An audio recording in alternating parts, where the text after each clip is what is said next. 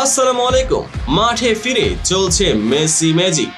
Injury থেকে ফিরে এই যেন তরুণ মেসি। এবার মেসির জোড়া গোলে শিরোপা নিশ্চিত করলো মায়ামি। কি ঘটেছিল কলম্বাস ক্রু বনাম মায়ামির ম্যাচে জানতে দেখতে থাকুন সম্পূর্ণ ভিডিওটি।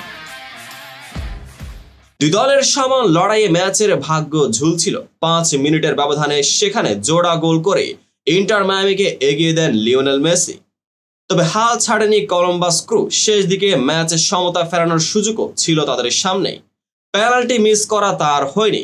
বাংলাদেশ সময় বৃহস্পতিবার সকালে এই ম্যাচে মেসিরা জেতেন 3-2 ব্যবধানে। কলম্বাস ক্রুকে হারিয়ে এবারের সাপোর্টার্স শিল্ড জিতে নিল ইন্টার মায়ামি। প্রথমার্ধের শেষ দিকে 2টি গোল করে মায়ামির জয়ের নায়ক মেসি।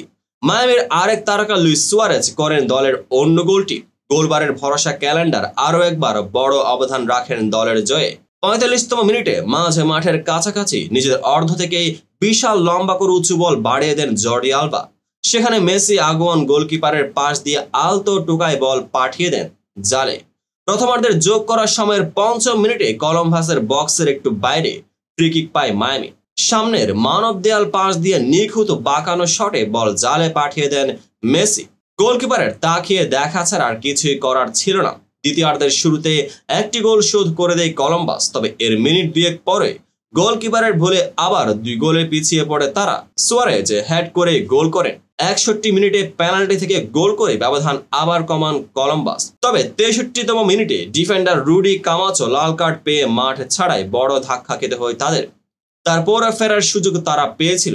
84তম মিনিটে পেনাল্টি পায় তারা, কিন্তু মায়ামি গোলকিপার ক্যালেন্ডার ডান দিকে ঝাঁপিয়ে ফিরিয়ে দেন শট।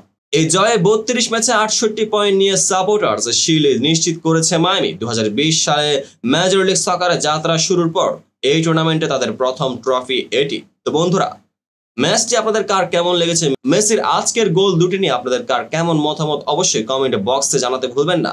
দেখা হবে পরবর্তী আপডেটেড ভিডিওতে।